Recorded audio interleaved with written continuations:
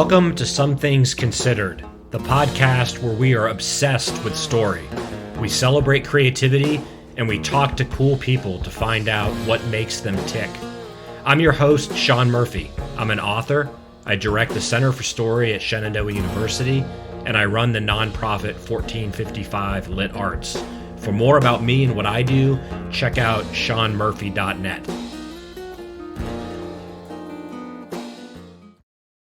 Hey, everybody. Welcome back to Some Things Considered. This is the podcast where we are obsessed with story. We celebrate creativity, and we go out of our way to find cool people to talk to and find out what makes them tick. I'm Sean Murphy. I'm an author. I direct the Center for Story at Shenandoah University and run 1455 Lit Arts, a nonprofit. For more about me and why I'm so obsessed with storytelling, you can check it out at seanmurphy.net.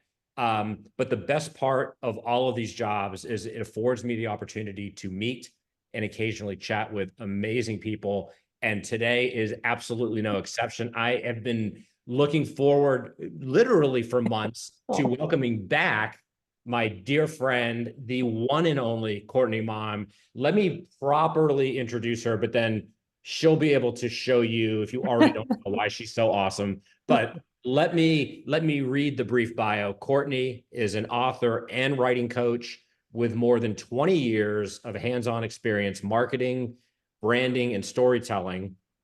She is on a mission to help writers learn how to better help themselves. Her amazing Substack, which everyone has to subscribe to, is called Before and After the Book Deal, which shares a title with her book that came out a few years ago that is an instant classic. I own it, and if I was in my home office, I'd be holding it up right now, so mea culpa. But she and I have talked about that book. I have recommended that book, and it is the number one go-to guide. I'm in the position of being asked when people say, how do I navigate the business? Or, what do I know what to expect? And what's coming down the pike? And I'm like, do I have the book for you? So in addition to being a phenomenal author with many books to her credit, a wonderful literary human being and advocate, she knows everything about everything. So she is truly like the MVP in terms of doing so much dirty work so the rest of us can just gleam on and benefit from her wisdom. So it's always a pleasure. Courtney, welcome back. Thank you so much, Sean. For You're so taking kind. time out of your genuinely busy schedule to chit chat.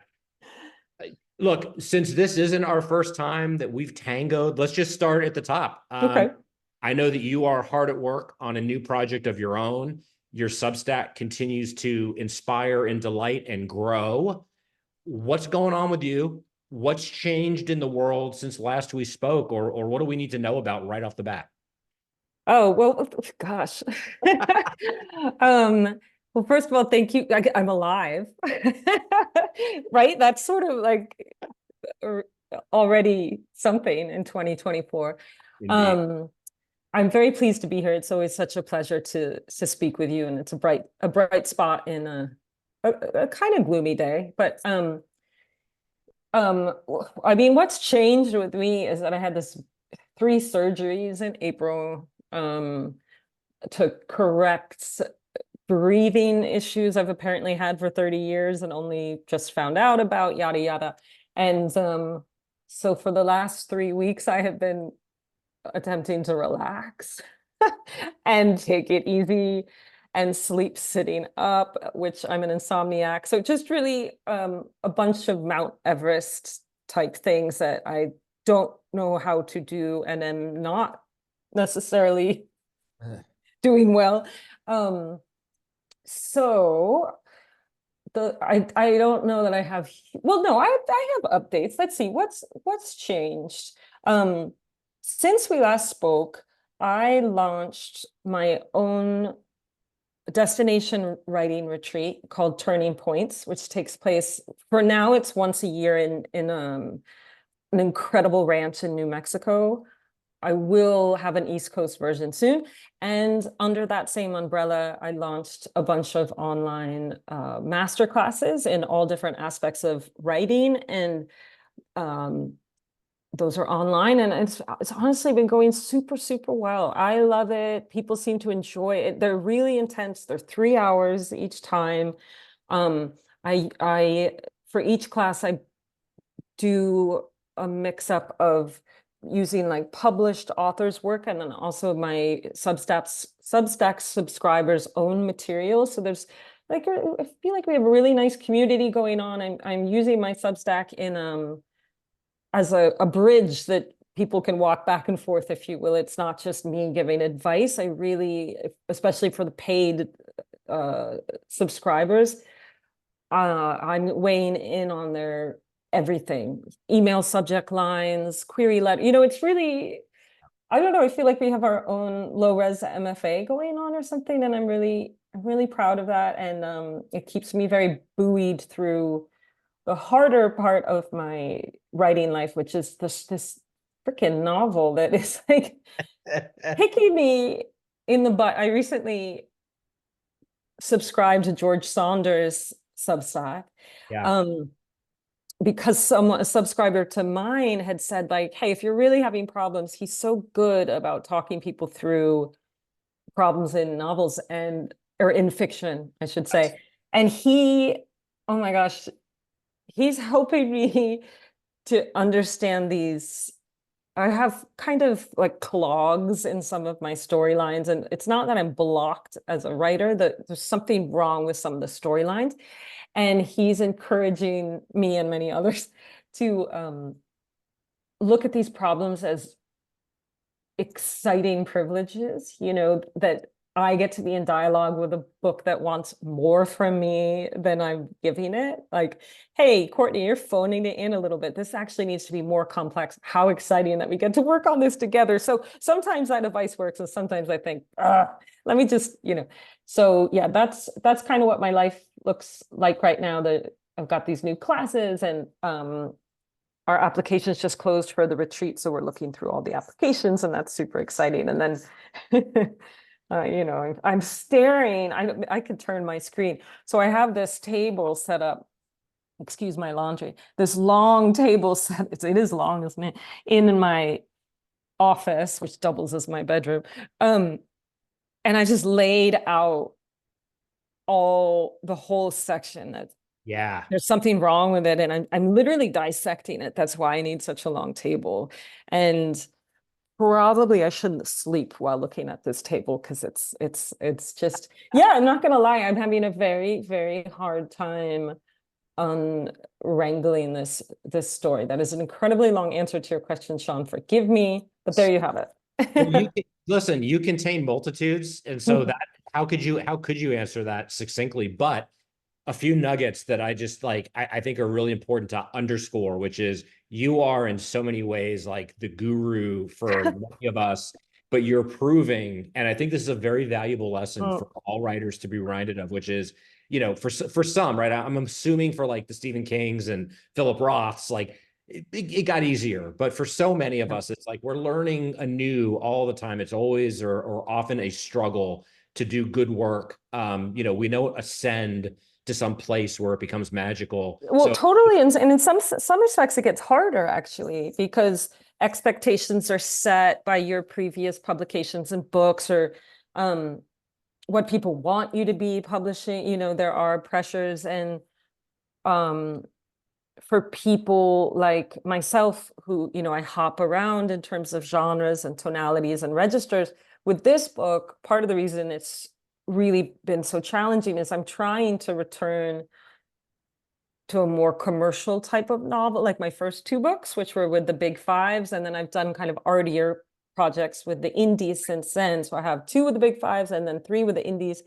And so what I'm up against with this book is, number one, the knowledge that the market, whether we're talking about fiction or nonfiction, is just so hard right now and so competitive. And my agent, bless her, is not going to go out with anything that's not perfect, and we're not going to sell anything that's not perfect at this point. And also, I'm up against the P word, plot.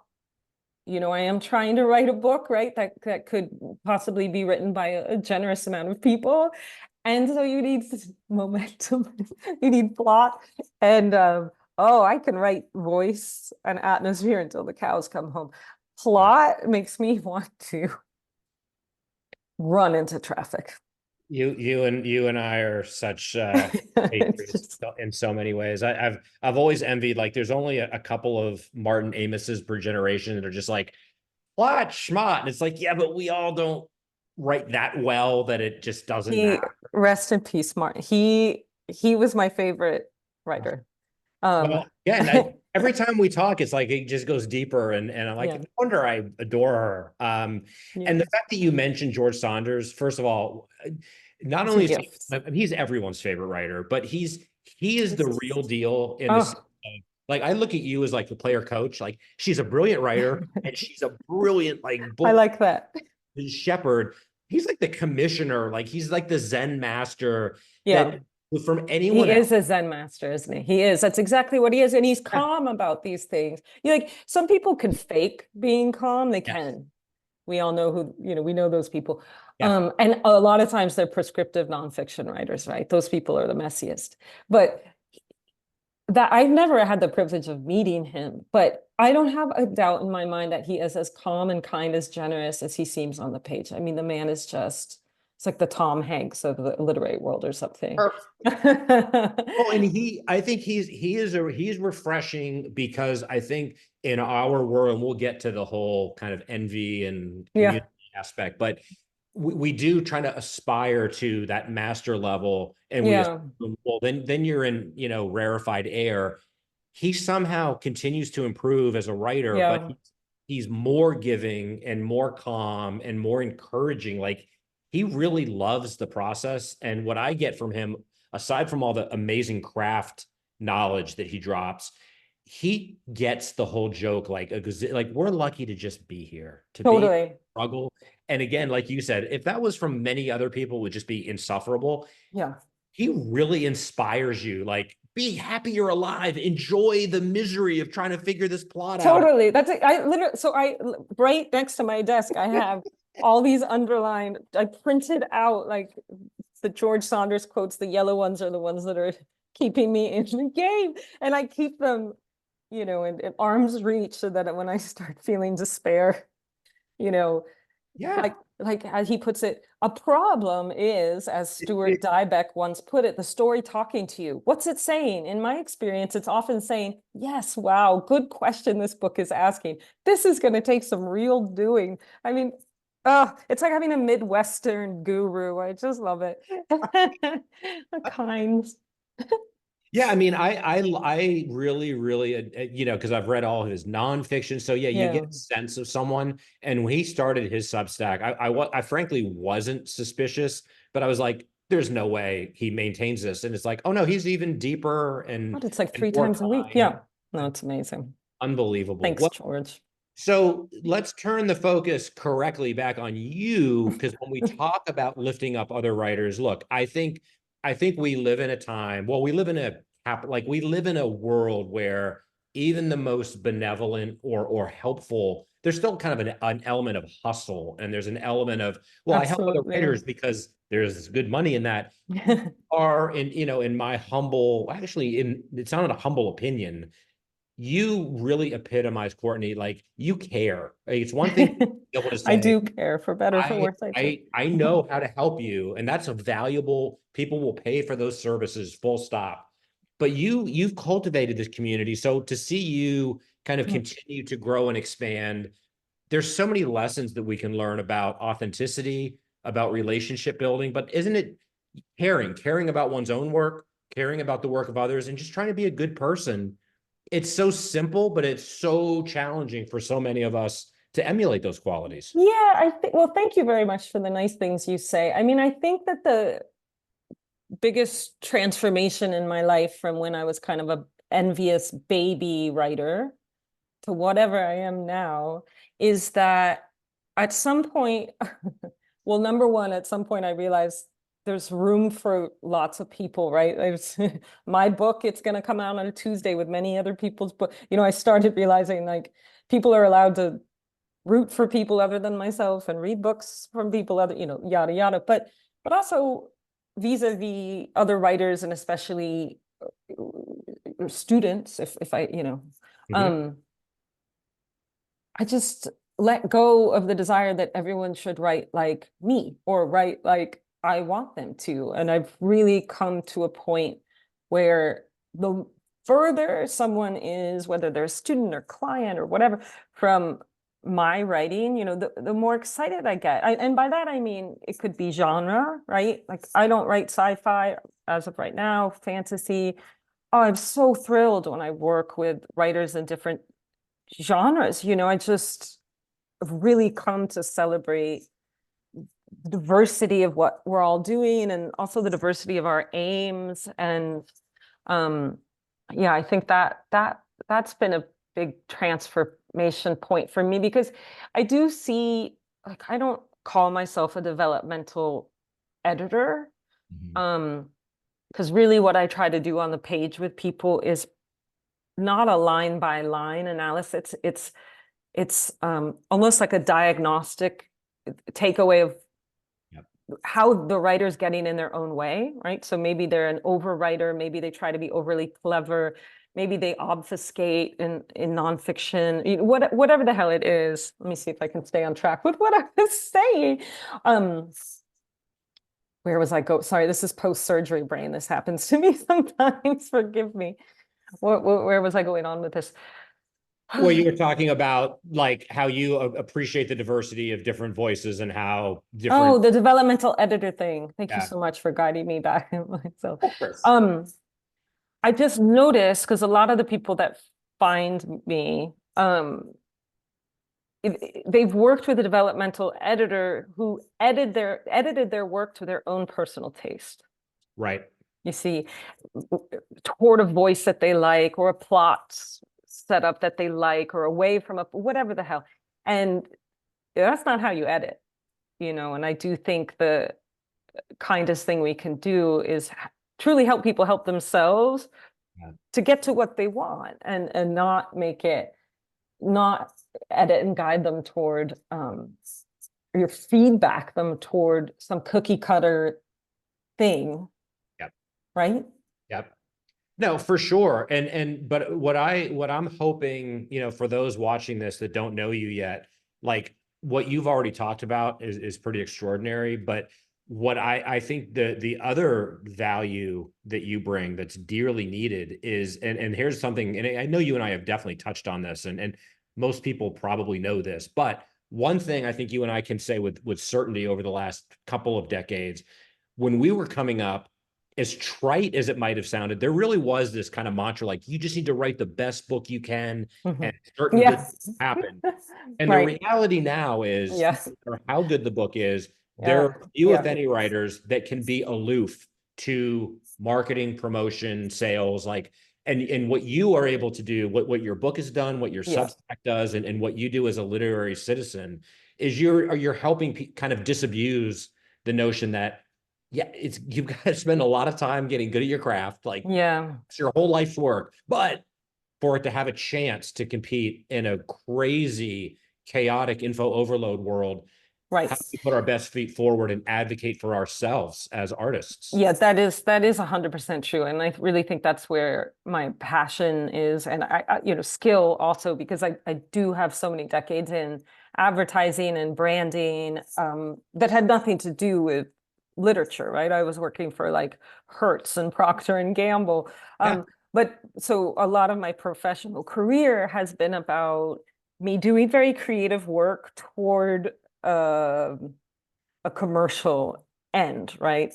Or working for the man. Now, what's the point of me turning off my phone if it's still going to vibrate and gosh darn it, sorry. That's okay. So I think again, that's why when I work with writers or teach my master classes or whatever, we are rarely working on the page. Even my writers retreat, Turning Points, Yeah. we don't do the thing where you exchange whatever 15 or 20 pages with everyone there. We don't do any of that. You don't really see other people's work unless you ask to see it. You get to know the person at the retreat. What we do instead is, depending on what everyone's workshop is going to be about, you might be receiving a list of, Stephen's greatest fears and hopes. for their project. You might receive a list from Sandra about everyone she's worried about harming with her memoir, you Ooh, know, and we talk through all of that stuff before we even look at the craft. And I do think that, I don't know, I mean, people are of so many different opinions with this, right? Like some people really believe that writers should not be at all thinking about the expedient of money. They shouldn't think about finances. They shouldn't think about sales. They shouldn't think about marketing. They should just focus on the craft. But I am of the mindset, or I should say conviction, that that's a really elitist and unrealistic um, yeah, frame lens to come at that. I mean, how many people, perhaps if you're independently wealthy or have someone supporting you, you could think about craft. But even then, even if you get to write for a year in a Tuscan villa, you still right, have to try to sell the book. And if right. you've gone and written something, for example, about birth trauma, and Mhm. nobody has taken the time to tell you that memoirs right now that have to do with recovery and illness, really need some kind of angle to get above a very high bar. Yeah, There's certain things that are selling and there's certain things that aren't. And that doesn't mean that you should um, shape or change yourself or your material, but it does mean that you should put certain things into your query letter. It does mean you need to put little, I don't know, seductive carrots. Like you do have to learn how to help put your material's best foot forward. And yep. if you don't know any of the realities about the marketplace, if you've done no self-education, well, how does that help you participate in the industry you want to be participating in? Like, I don't know. I just, like if you wanted to join the Olympics, if you not join, you can't join, right? If you wanted to get into the Yeah. Olympics as a figure skater, I don't know, you wouldn't focus all your time on golf. My metaphors are not working. Again, this is Yeah, you're post-surgery brain, but I know you know what I'm I saying. totally I think there's a balance, and yes. with with the people that I work with and the people that come to my Substack, I think they appreciate what I'm doing because I try to teach people, okay, you've got a toggle. You have to develop a toggle where Yep. you are an art witch and you're just focusing on your stuff. And then maybe once or twice a week, you're a little capitalist whore. and and you have to be able to go back and forth and not let one poison Yeah, the other, right? yeah, Because it also comes down to being a steely-eyed editor of your own work. If you're unable to walk away from your fiction, your nonfiction, your essay collection, whatever the hell it is, yep. and not and come back and you can't see anything but genius on the page, that's going to be problematic for you, not only as someone who's trying to get published, but also as someone who publishes, Yep. right? You're going to go through hell on earth when you get the developmental editor or letter from your editor, right? Which is what happens when you do get a book deal, you're assigned, you've got your editor, and they've wooed you and told you what a genius you are and your book's so great. And then you get on the phone with them and they're like, so actually we have to, it has to be 75% shorter. The narrator's the wrong narrator, you're going to have an aneurysm if you have not developed that toggle, right, where you can go back and forth, not within the same day, really. Yes. I personally have, like, my Mondays and Tuesdays are my little art witch days, that's when I do nothing but think I'm a genius, think what I'm doing is fantastic, and add words to the page. And then Wednesdays I have to do other stuff, but Thursday mornings I usually come at it as the marketing person, as the editor, and I get very cold and harsh with my material, and I literally toggle back and forth. I have days or day parts for certain identities and days and day parts for other identities, and they're not happening at the same time, you Right. know. And I think what you're describing, Courtney, is that, like our not only of our methods kind of adapted, but our brains have had to evolve. I Right. think the way I would frame it, or maybe already framed it, was 20, 25 years ago, it was more of an ideal, like having a balance is going to stand you well in Yeah. your career. Yeah. Now, we very few of us can afford to not try to cultivate that. Again, 100%. unless you're so hot that you have Right. an editor that are like, we got it, we'll take care of this. But I don't know those people. I mean, honestly, they're maybe Jonathan Franzen. I mean, right, so I'm not going to throw anyone under the bus, but some of the people who are heralded for being like working on a mountaintop with no yep, social media, they have lurker account, you know? So like, um, it's everyone gets all upset about Jonathan Franzen and how elitist he is about social media. I'm like, don't we all kind of want to be just feral trying to make a book work with for no art's sake, right? Instagram notifications? Like, what a fucking dream. Yeah, But yeah, I mean, listen, it is just not, God, I mean, it's not easy what's being asked of us writers, and especially what's being asked of the writers who haven't published yet. Like, I work so frequently with people who have beautiful story memoirs. mm-hmm. Beautiful doesn't mean positive, right? That some of the stuff is really tough.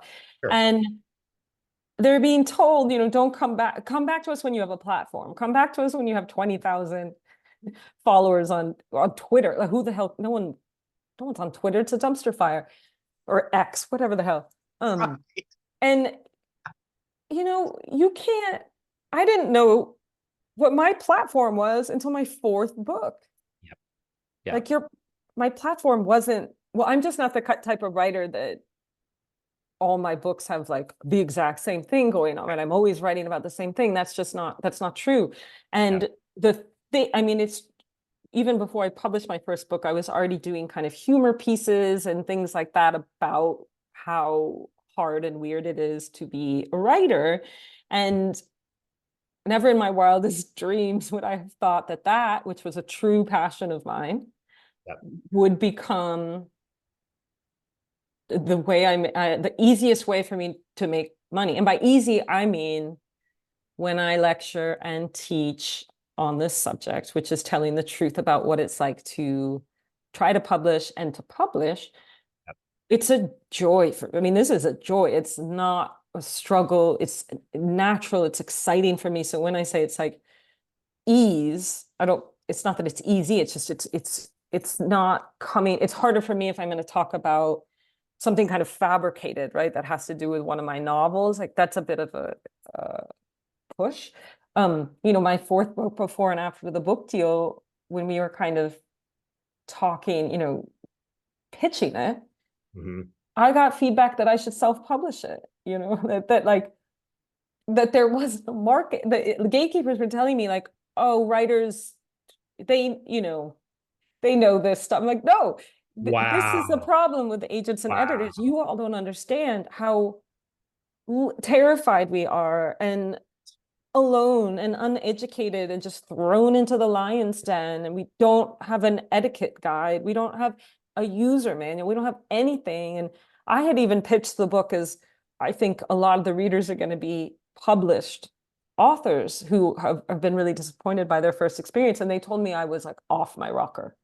And in fact, that is a big part of the readership, or people who publish 2 or 3 times and they're like, why is this still so hard? Why do I still feel like I haven't reached what is success? And that's something we can talk about. Like, what even is success? We're very conditioned in America to equate it with money and a big book deal. But I mean, I have to say, we need money, right? Writers really need money. We need money. All humans need money right now. Heavy cream is like $11. It's insane.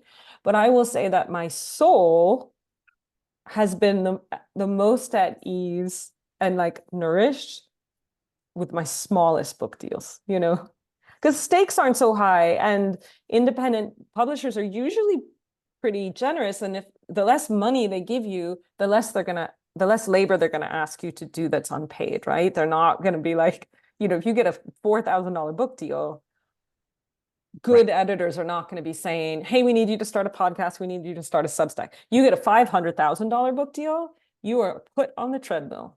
Right. Right. I mean, they've made a big investment. Yeah. And some people can recoup that investment by churning out another book really quickly. Yeah. Right. There are definitely that breed of writer. I would like to know what drugs they're I want some of them. Right. I mean, I actually published pretty quickly, but I'm off my publication, what do you call it, history right now. But the other writers who are taking 3, 4, 5 years or longer in between publications, no, they're going to be on that treadmill of, oh, well, if your book's not ready, can you please go do all these other things that are going to make it even harder for you to write your next book? And part of the education that I'm trying to do is also encouraging people, especially established authors, to push back, to really start pushing back on some of these asks as an act of sisterhood and brotherhood and writerhood, to the people coming up behind us. The published authors who don't need to be in all the places doing all the things, well, then don't be in all the places and don't do all the things and don't model for people coming after you that that's what it takes. Instead, God, I love nothing more than when I write a writer and I get an out of office that's like, I'm having a hard time on my memoir and I'm just not really checking email. I think I'd give this person a trophy, right? Yeah. We need more of that because we're just, over accessibility is a major problem in our culture, in our world. But the demand for writers who are historically some of the most cloistered, neurotic artists that exist, because this is just the work, right? We're alone. When we're in a conversation, we're always hovering above it, observing, listening, thinking, oh, should I put this in? I mean, we're like little CIA agents in our own lives. And then after however many years of being in our nasty writing outfits on our nasty desks, with a mug that we reuse every day, then all of a sudden we're supposed to be trotted out and like NPR ready and remember how to speak to large crowds or small crowds, which is even harder, and say the right things on social media and support the right people and not get drunk and go on some rant, not get mad at the Goodreads reviews that are dumb as hell, Yeah. And where's that training occurring? It's not occurring in our little feral caves. That's right. Where's it happening? So I don't know. I take one for the team and let people know the bad mistakes and behavior, I did in the past. And then of course, in my book, before and after the book deal, I had so many wonderful, like hundreds of people step forth with anecdotes and advice about their own mistakes. Yes. Which they were so generous in sharing. And so often I would say to people, do you need me to, cloak your identity? And they're like, no, hell, put it out there. I've been waiting years to tell this story. Maybe so. Those were nice times for the research. For sure. And it's an invaluable service. Yeah. For novice and experienced writers. I'm going to fast. You just dropped so much knowledge. I don't even need to like what you said. Well, one of the Substacks, I read you religiously. I think the one that blew my mind the most, and perhaps it resonated, because I have, a book coming out this year, but your very lengthy piece on to hire a PR professional or not. Yeah. I'm imagining that you got a lot of responses and feedback on that, but I told you, via email, of course, at the time, but like that really opened my eyes, in the sense of course, one size doesn't fit all. And of course, one's goals, one's personality, what one's looking for. And more importantly, even depending on how you measure success, what type of work is going to resonate with your own flow, where even if Yeah. you're successful, is it going to drive you crazy? I just that was such a mind blowing and helpful kind of mini documentary. Talk Oh, a little bit about, just talk a little bit about that and what kind of things. yeah. Well, that's incredibly generous of you. I mean, this is the other benefit of coming from a marketing world. So I don't have an MFA or any, I really did get schooled and build up savings from working in marketing and advertising. And so there's all these terms, right? People always talk in terms, and ROI, return on investment, right? ROI, RO, should we take on this new client? What's the ROI going to be? And so I do think and then counsel people in these marketing terms, and I like using these aggressive marketing terms when talking about craft, because craft can be so mushy and supportive and intellectual and opaque. And, so in the article that you're talking about, I was asking people, how are you going to determine your returnment? How are you going to determine the return on your investment? And that's something I ask a lot, especially I think the first time that I asked that question or used that phrase was about hiring a developmental editor, which people make huge investments in. Sorry, I have some piece of hair that is attacking my eyeball. Go away. People make far before they get to a publicist, right? Yep. Oh my God, they are throwing money at these so-called developmental editors with no sense of no checkpoint. The amount of people I work with who have hired a developmental editor, let's say that they're writing YA magical realism, right? And I'll say, okay, the developmental editor that you paid thousands of dollars to publish multiple books in YA, magical. Oh no, they're actually an academic that my friend Bobby told me to. I'm like, okay. So basically, you have a problem with your foot and you went to see someone that specializes in elbows. And so ROI, return on investment with publicists, my God, I think it's actually more complicated than with developmental editors, right? I mean, there's it's so hard to get any media hits, press reviews these days for any book, even the hot titles, that I think in general, the best case scenario, of course, is you get a killer publicist assigned from your publishing house with no cost to you. That's Right. the best case scenario. Right. Sometimes you get a publicist from your publishing house and they're 12 years old. This is not how I've been really lucky with my publicists. I shout out to, they've just been amazing. But I have, again, spoken to a lot of people before and after the book deal. And I have one dear friend who will not be named, but I'll obscure their pronouns and use they. Their publicist was very, very young, and they called the child. That's how they referred to the child. And the child used a super, super old media list and sent their book out to like 40 dead people. Oof. And when my friend pointed out how many deceased people had received their galley, the child publicist said, well, we've already spent the money. We can't send out any new galleys. And my friend was like, right, but those people aren't actually going to read or review them because they are dead. So there's a little bit of everything. But when you're hiring a publicist, I mean, there are some people out there.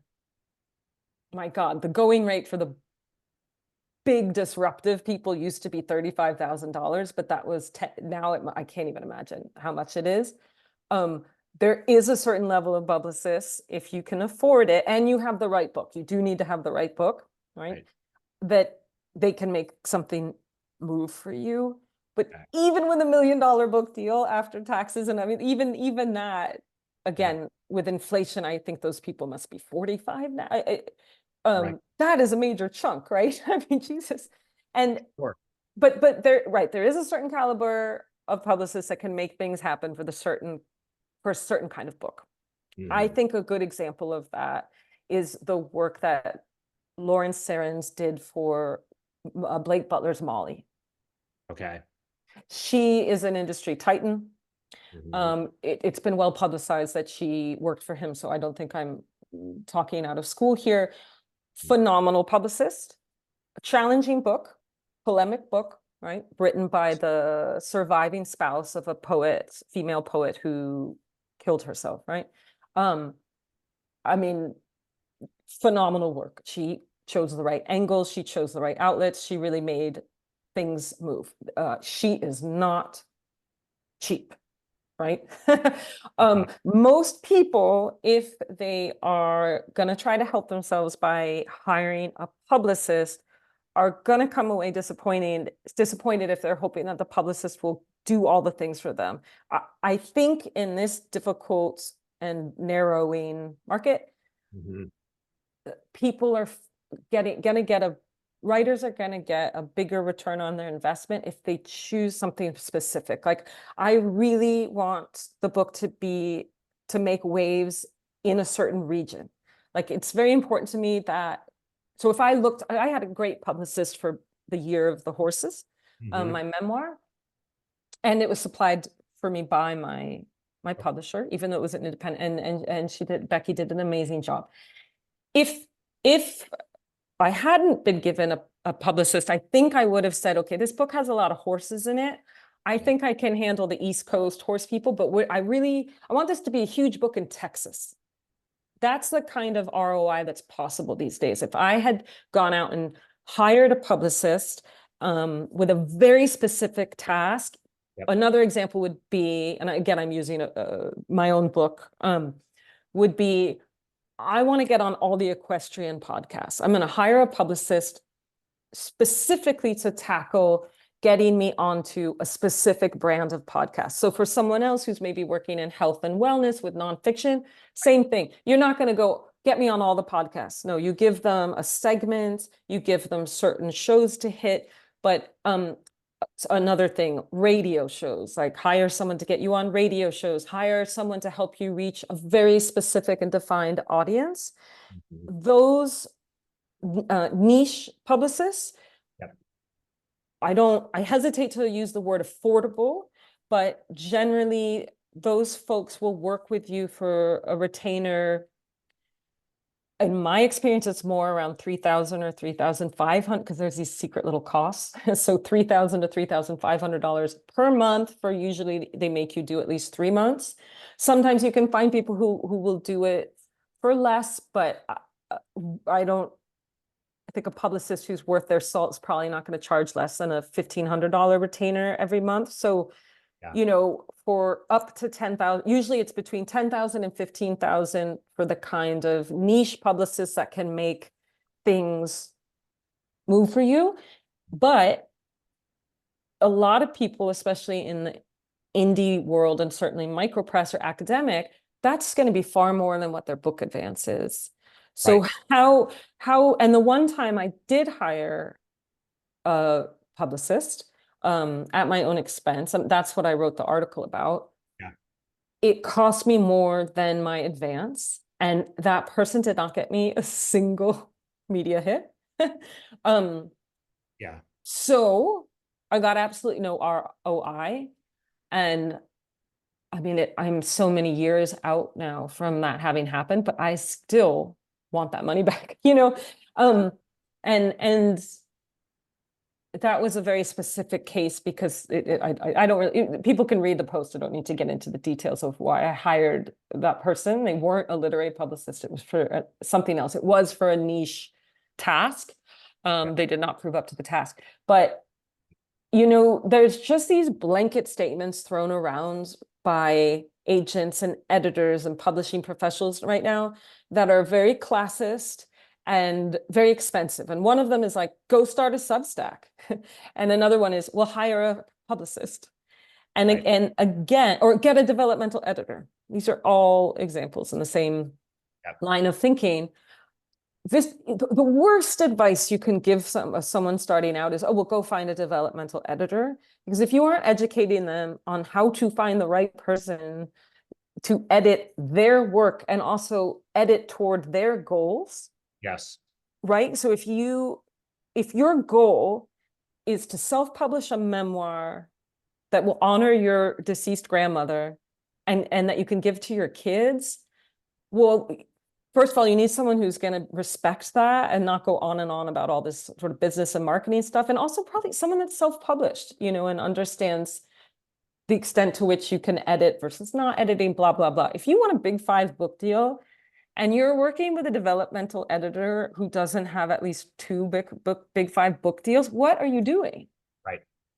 Right. What are you doing? I know what you're doing. You are working really hard on a draft that's going to have to be completely rewritten. Right.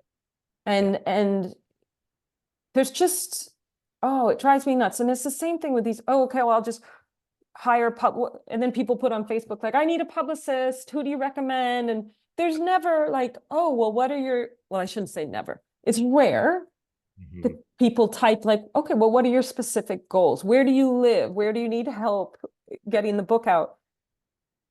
I mean, it's not a plumber, right? I think it's true that people hire plumbers. They sort of generally assume they can help with your plumbing, but it's just, these things are so nuanced and so complex. And unfortunately, up and coming writers just aren't empowered enough to understand that they are in a position to ask questions and have certain demands and expectations of people. And just because someone calls themselves a developmental editor, you're still allowed to do a little exploratory phone call with them and ask them like, hey, I don't know if you'll do a free edit on the first 5 or 10 pages. If not, can I pay you to do, this is good advice, ask someone for a sample edit of your own work. Yeah. Before you hire them for however many thousands of dollars to wreck your manuscript. Yeah, I mean, what you've just kind of elucidated, Courtney, is and this is why you're so valuable. The advice that you just gave could be very broadly applied, but you are actually talking to people who either have the budget and people that don't. And the reality is it's not one size fits all. And whether you have the money to burn, which few of us do, period. But say you can take that hit, why would you want to waste your money with a little bit of education, doing a little bit of research? You can save money and increase the chances of success and satisfaction. But totally. And I don't at all mean to belittle people that have made mistakes, because honestly, how do you even know what self-education looks like? Right. We literally don't know what it looks like. That's one of the reasons I wrote before and after the book deal, was that so we could have something of a user manual, a GPS towards publication, so that we could even understand if we're doing something wrong or right. But when I look back on the places I've spent money, that were helpful when it came to book publication, for me, it was not a freelance. That was a waste of money for me, right? That doesn't mean for other people. Some people have had very positive experiences. Sure. But where I got the ROI, return on investments, were in more traditional branding assistance. So for example, and this costs $25 on Vistaprint. Something I've done for every single book, it's very throwback, but it's super affordable and helpful, is business cards. So you print, again, I use Vistaprint, sponsor me, Vistaprint. And I would print the cover of the book on front, and normally with a blurb, something. And then on the back, something, if I already had the trade review, some kind of another blurb or takeaway at the top to help ground people about what the book was about. Or I'd just write it myself, right? I'd be like, the escapist novel of the summer, Costa Lake, whatever. And then the pub date information, my contact information. And those damn cards have been so, whether it's at a dinner party, because you're always meeting interesting people, even someone might say like, oh my gosh, you wrote about horses. My wife loves to, and I just hand them the card and be that much closer to a book sale. Or you're at a conference, you're at AWP, you're at a book launch for a friend, and you get talking, and oh my God, you're in front of an editor for a magazine where you desperately you hand them the card, and then it builds cover recognition. They're more likely to follow you on Instagram or wherever, stay in touch. So that's a very affordable thing. And then hiring like um branding experts. So to help, that could be anything from the look of your author website to discoverability, SEO, to incorporating sign up forms on your website. These are all things I'm totally incapable of, but some of the best money I ever spent Sure. was with number one, when I had my newsletter back on MailChimp in the day, I hired someone to help me design the way that it would look, because I didn't know what, even with the drop down menu, I'm really Totally. tech challenged. Yeah. And she made me kind of custom headers and all sorts of things. And then I hired someone, Miller Coffee at Bellflower Media, to help me migrate everything from MailChimp to Substack. And Miller helped me design the drop-down menu, custom logos, the word marks, all this stuff that is so important on Substack. And that's why I go nuts when I hear like, oh, my agent said I have to be on Substack, or my friend told me I have to be on Substack. Substack is like, would you go out and try to open a restaurant tomorrow? No, right? You'd maybe have a lemonade stand first. Substack is big leagues. You Yes. really do need to shine, especially now where it's quite saturated there. You need like kind of this custom logo and word marks and yada yada. And that was an extremely good, the ROI was huge for me. I was able to migrate from MailChimp to Substack with, fairly seamlessly, and build an audience in a meaningful way without spending hours and hours of free time that I do not have trying to figure out how to do a custom script version of it. You know what I mean? Like, Yeah. so graphic designers, major ROI. Yeah. And And again, event coordinators, mm, when I for before and after the book deal through Catapult, they again, I have had very good publishing experiences. They equipped me with a tour manager mm, who, at their cost, who helped me put together a teaching tour for that book. So that's somewhere else where, instead of focusing on the 2 weeks after you're, from launch to whatever, making a big splash with your book in the first 2 or 3 weeks, which of course everyone wants to do that, but it's really, really hard. You try to think of hiring people who can help your book stay in the national conversation, help someone try to get you on, a speaking circuit. I'm not talking about a speaking agent per se, but, right. a savvy person who can think, oh gosh, that book I think would do really well on the library circuit, blah, blah, blah, in Kentucky. It's just a strategic thinker. And I don't know what to call that type of person. For me, it was a fantastic woman named Katie Boland, but she's on maternity leave, so she's not available right now. But she was sort of a tour strategist.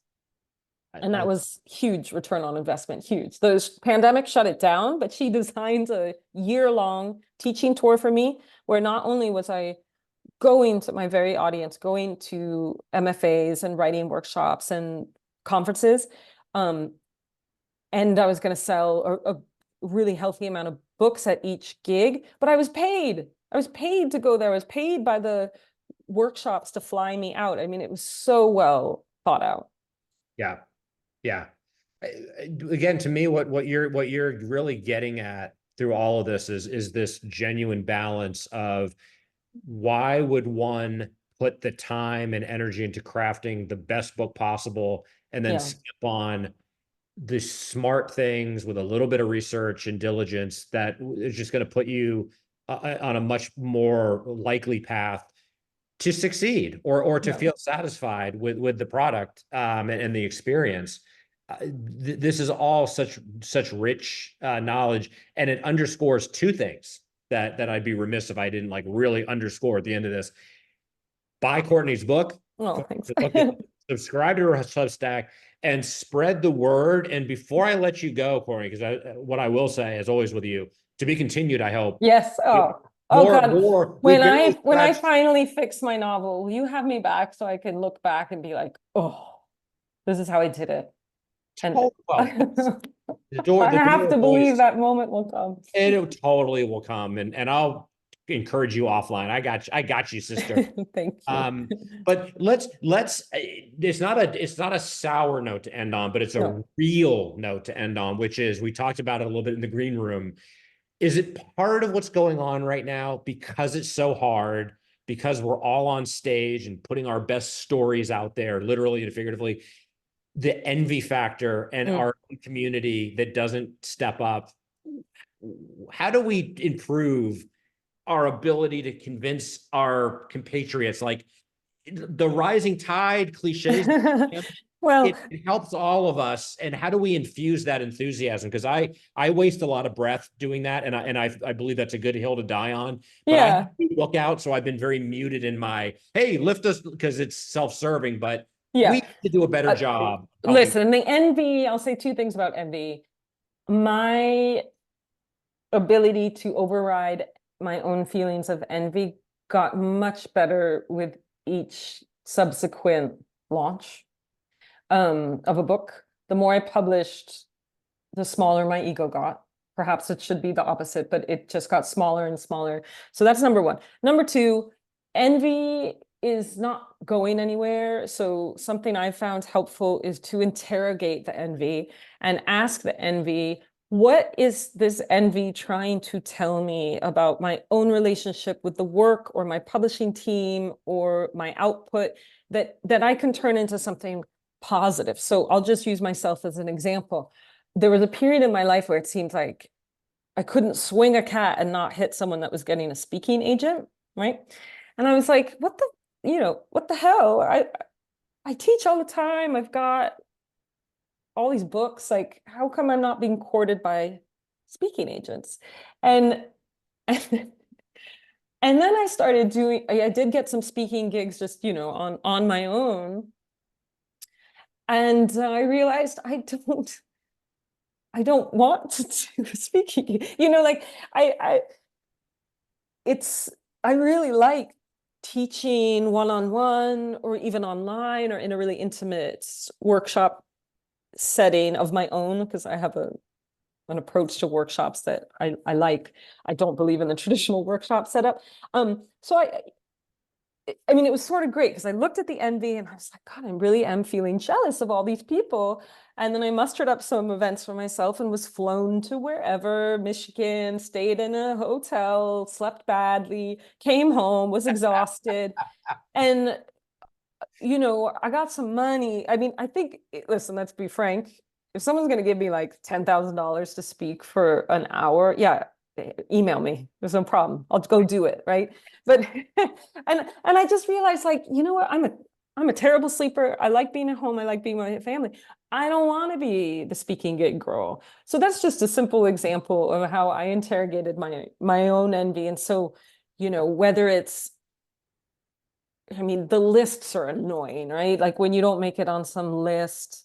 Let me just tell you right now that those freaking lists are from super harried editors who are just phoning it in, looking at the galleys who are on their colleague's desk, or they're calling someone. They're like, "What are you reading right now?" They're they feel very meaningful to the person who's been selected, but Right. unless we're talking about like National Book Award or National Critics, the 5 top reads of summer, their favorite. This is a favor economy. Really fun to be on those lists. My understanding is right now those lists aren't moving units at all. Right. Yeah, they are going to move units if Obama picks your book as one of his, Course. right? Certain Right. lists, fine, but like even, so the list thing, yeah, you just be on social media. I mean, for you, right? You have a book coming out less. You have to be on social media less. You have to get really good about sensing in your gut that you're starting to overdo it and you're starting to be exposed to things that are making you feel bad. And then when I was in my darkest ages and really feeling quite envious all the time, which for me was my second book, because I'd had such a hit with my first book that I thought everything would happen the same way. What I would do is I would read my blurbs on the hardcover of my first book and my second book. And I would just remember, hey, you're doing your thing in your lane and you're doing it really good. And people I would especially look at Jim Shepard's blurb of my first book and be like, you got blurbed by Jim Shepard. Sit down, shut up, get over yourself, get offline. So sometimes I counsel people to have a little box of nice things that people have, or it could be a folder on your Gmail, nice things that people have said, just remind yourself that you really are in your lane, doing your thing, creating your thing. And the envy is always going to be there. You have to learn how to live with it harmoniously, like a shitty roommate who leaves their dirty dishes in the sink all the time. It's going to be your roommate for life. They're always late on rent. So make enough money to pay for their rent.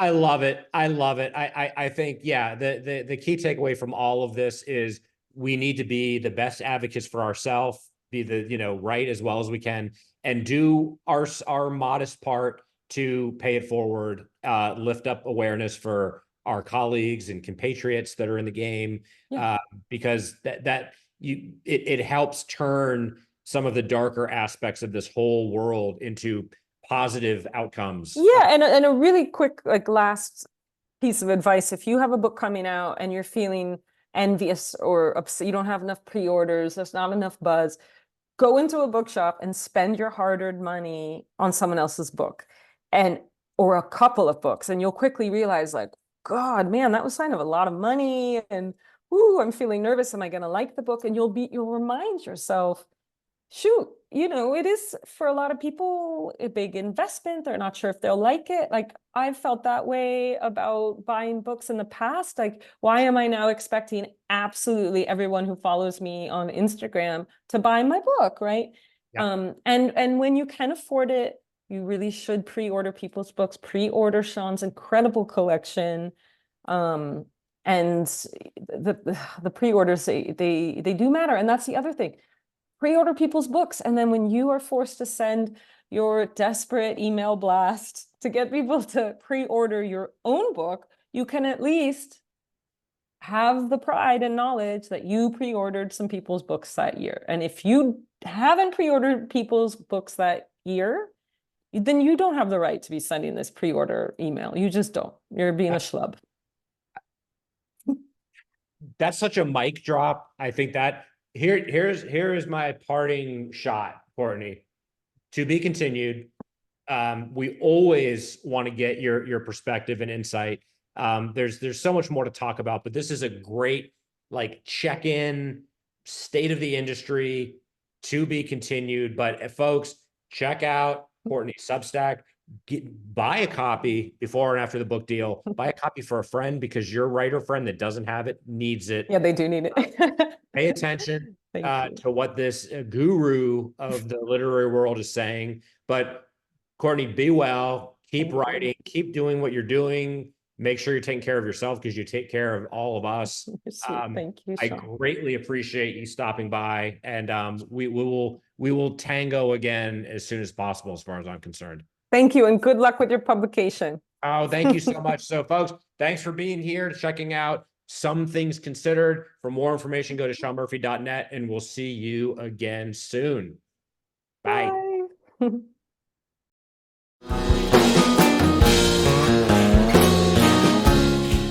Thanks for tuning in to Some Things Considered. Find out more, including how to be a guest, at SeanMurphy.net. Reminder, we are obsessed with story and celebrating creativity. Also, we're here to advocate for the arts by any means necessary. Drop us a line, get involved, and support our creatives, who are the lifeblood of our culture. I'm Sean Murphy. See you on the next episode of Some Things Considered.